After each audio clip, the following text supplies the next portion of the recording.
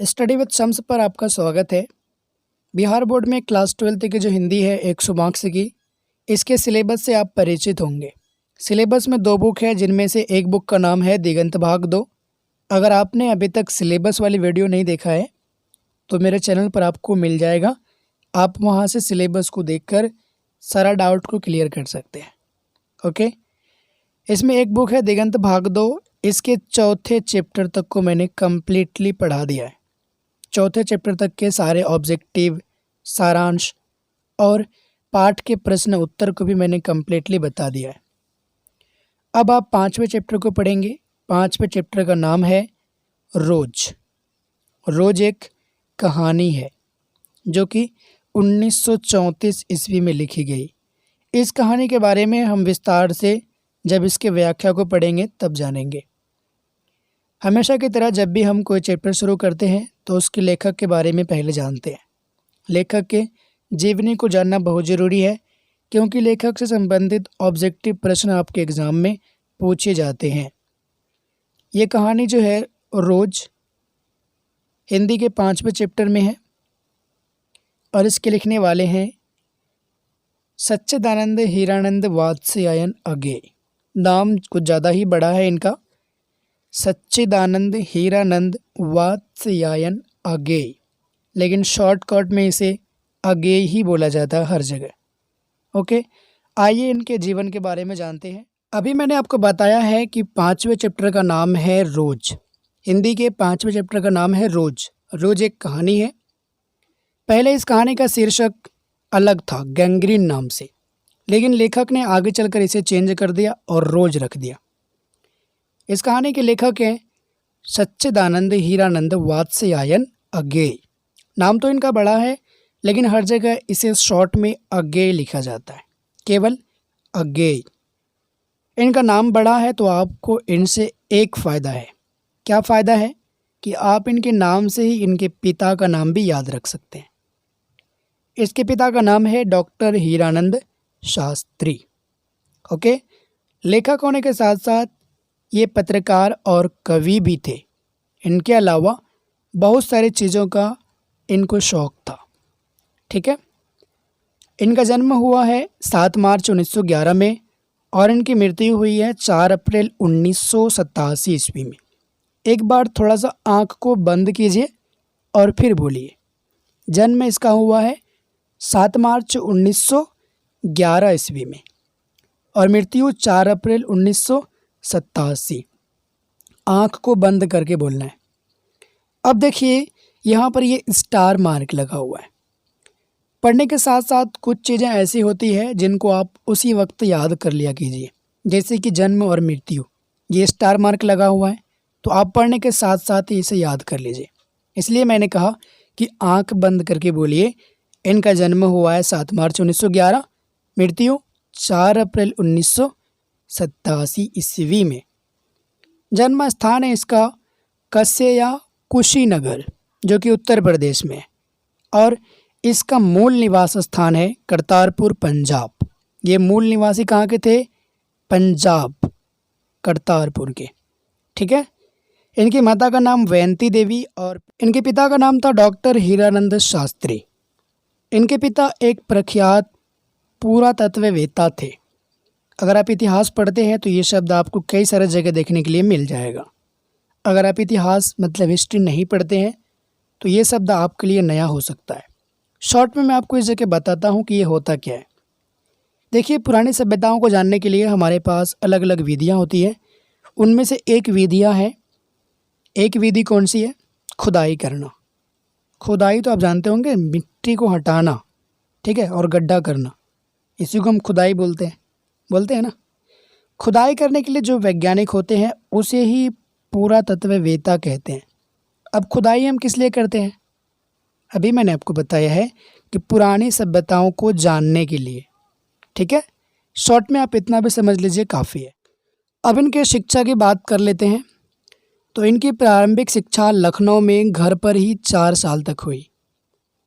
उसके बाद 1925 ईस्वी में पंजाब विश्वविद्यालय से मैट्रिक की परीक्षा पास किए। 2 साल के बाद यानी कि 1927 ईस्वी में इंटर की परीक्षा पास किए हैं मद्रास क्रिश्चियन कॉलेज से। ठीक है। फिर 2 साल के बाद बीएससी की परीक्षा पास की हैं फोरमैन कॉलेज लाहौर से, जो कि अब पाकिस्तान में है। ठीक है। पहले तो हिंदुस्तान और पाकिस्तान एक ही था ना। इसके बाद एमए जो है अंग्रेजी में की है, लेकिन यहाँ पर एक चीज़ लिखा हुआ है पूर्वार्ध, मतलब इसका जो एमए है वो कंप्लीट नहीं हुआ था। 1 ईयर कंप्लीट हुआ, सेकेंड ईयर कंप्लीट नहीं हुआ था। क्रांतिकारी आंदोलन में गिरफ्तार हो जाने से आगे की पढ़ाई रुक गई। इनकी भाषा ज्ञान के बारे में भी जान लेते हैं, किन किन भाषाओं में इनकी दक्षता थी। संस्कृत, अंग्रेजी, हिंदी के अतिरिक्त फारसी, तमिल आदि अनेक भाषाओं का ज्ञान था इनको। व्यक्तित्व एवं स्वभाव सुंदर थे, लंबा गठीला शरीर था इनका, एकांत प्रिय थे, ये अकेले में रहना पसंद करते थे। अंतर्मुखी स्वभाव भी था इनका, मतलब अकेले रहते थे, किसी से ज़्यादा बातचीत नहीं। ठीक है। अपने अंदर के ज़्यादा भाव को व्यक्त नहीं करते थे किसी के सामने। ओके। गंभीर एवं चिंतनशील मितभाषी भी थे ये, इनकी बोली में मिठास था। अपने मौन एवं मितभाषण के लिए प्रसिद्ध थे ये। इनकी अभिरुचि बागवानी, पर्यटन, अध्ययन आदि के अलावा दर्जनों प्रकार के पेशेवर कार्य में दक्षता। बागवानी में, पर्यटन में, अध्ययन के अलावा अलग अलग प्रकार के कार्य में इनकी रुचि थी।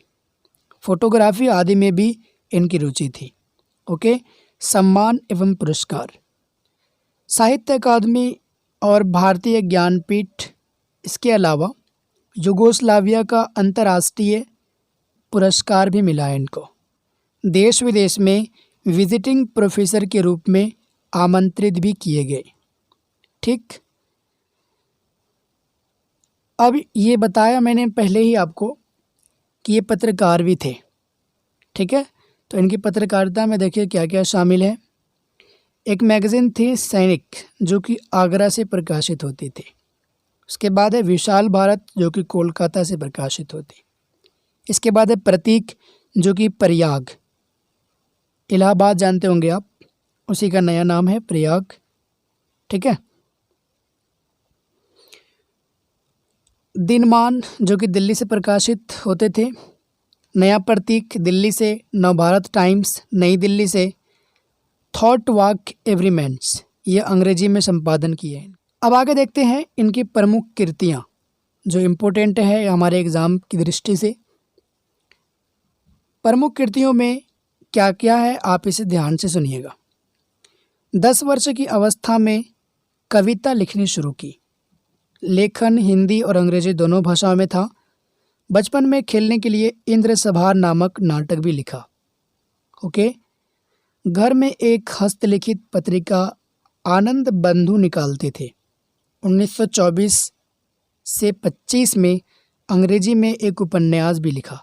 1924 से 25 के अंतराल में इन्होंने अंग्रेजी में एक उपन्यास भी लिखा था। 1924 में पहली कहानी इलाहाबाद के स्काउट पत्रिका सेवा में प्रकाशित हुई। 1930 के बाद नियमित लेखन में रुचि लेने लगे। ठीक है। अब इस जगह से इम्पोर्टेंट होता है शुरू, आप ध्यान से सुनिएगा इसको। विपथगा, जयदोल, ये तेरे पड़ती रूप, छोड़ा हुआ रास्ता, लौटती पगडंडियाँ आदि ये कहानी संकलन है इसका। ध्यान से सुनिएगा आप। विपथगा, जयदोल, ये तेरे प्रतिरूप, छोड़ा हुआ रास्ता, लौटती पगडंडियाँ ये सब इनका कहानी संकलन है। इसके बाद है शेखर एक जीवनी। इनका प्रथम भाग 1941 में और द्वितीय भाग 1944 में प्रकाशित हुआ। नदी के दीप, जो कि 1952 में प्रकाशित हुआ है। अपने अपने अजनबी 1961 में। ये सभी क्या है, उपन्यास है। इसके बाद एक नाटक है उत्तर प्रियदर्शी, जो कि 1967 में लिखा गया। ठीक। भग्न दूत चिंता इत्यलम, हरी घास पर क्षण भर, बावरा अहेरी, आंगन के पार द्वार, कितनी नावों में कितनी बार, सदा नीरा, ऐसा कोई घर आपने देखा है। ये सब क्या है, इनकी कविता संकलन है। समझ में तो आ रहा है ना, ध्यान से सुनोगे समझ में आ जाएगा। कहानी में कौन कौन है, विपथगा, जयदोल, ये तेरे प्रतिरूप, छोड़ा हुआ रास्ता, लौटती पगडंडियाँ, ये सब कहानी संकलन इसका। शेखर एक जीवनी, नदी के दीप, अपने अपने अजनबी, ये सब क्या है, उपन्यास है। एक नाटक है इनका, उत्तर प्रियदर्शी। भग्न दूत चिंता इत्यलम, हरी घास पर क्षण भर, बावरा अहेरी, आंगन के पार द्वार, कितनी नावों में कितनी बार, सदा नीरा, ऐसा कोई घर आपने देखा है। ये सब क्या है, इनका कविता संकलन है। ठीक। अरे यायावर याद रहेगा, जो कि 1953 में प्रकाशित हुआ है। एक बूंद सहसा उछली 1961 में। ये सब क्या है, इनका यात्रा साहित्य है। ओके, आगे देखिए। त्रिशंकु, आत्मनेपद, आलवाल, इसके बाद है अद्यतन, भवंती, अंतरा, शाश्वती, ठीक है, संवत्सर आदि, ये सभी निबंध हैं। तार सप्तक, दूसरा सप्तक, तीसरा सप्तक, चौथा सप्तक और पुष्करिणी, रूपाम्बरा, नेहरू अभिनंदन, ये सब इनके द्वारा लिखा हुआ ग्रंथ है, बुक है। ठीक है। सप्तक यहाँ पर आपको थोड़ा सा समझ में नहीं आ सकता है। सप्तक, सप्ताह तो आप जानते होंगे जिसमें कि 7 दिन होता है। सप्तक यहाँ पर कहा गया है 7 रचनाओं का संग्रह, 7 रचनाओं का संग्रह को। तो इनका पहला सप्तक कब प्रकाशित हुआ है, तार सप्तक जिसको बोला जाता है 1943 में। दूसरा सप्तक 1951, तीसरा सप्तक 1959। आप इसे लिख लेना और याद कर लेना। ठीक है। इसके बाद है पुष्करणी, रूपाम्बरा, नेहरू अभिनंदन, ये सब इनके ग्रंथ थे। शरद चंद्र के श्रीकांत, जैनेन्द्र कुमार के त्यागपत्र तथा अपने अपने अजनबी सहित अनेक कृतियों का अंग्रेजी अनुवाद भी किए हैं। इनके अलावा रविंद्रनाथ ठाकुर के गोरा का हिंदी अनुवाद, रविंद्रनाथ ठाकुर इनका लिखा हुआ है गोरा, इनका हिंदी अनुवाद भी किए हैं ये। ठीक है। यहाँ तक अगर थोड़ा सा भी दिक्कत है तो आप इसे दोबारा पढ़ लीजिएगा, सुन लीजिएगा। और एक काम तो आपको करना ही है कि यहाँ पर इसका कहानी संकलन, निबंध और नाटक क्या क्या है इसको लिख लेना है अपने कॉपी में और बार बार पढ़ना है, तभी आपको याद हो पाएगा। सभी इम्पोर्टेंट है एग्ज़ाम से पहले। ठीक है। आप इम्पोर्टेंट के चक्कर में मत पढ़िएगा, एग्ज़ाम से पहले हर चीज़ इम्पोर्टेंट होता है। एक बार इसको पढ़िएगा, सब कुछ समझ में आ जाएगा आपको। ओके, आइए थोड़ा सा और जानते हैं इसके बारे में। इनकी प्रारंभिक शिक्षा दीक्षा पिता की देखरेख में घर पर ही हुई है। संस्कृत, फारसी, अंग्रेजी और बांग्ला भाषा व साहित्य के अध्ययन के साथ हुई। 1925 में पंजाब से एंट्रेंस की परीक्षा, मैट्रिक की परीक्षा पास किए और उसके बाद मद्रास क्रिश्चियन कॉलेज में दाखिला लिया।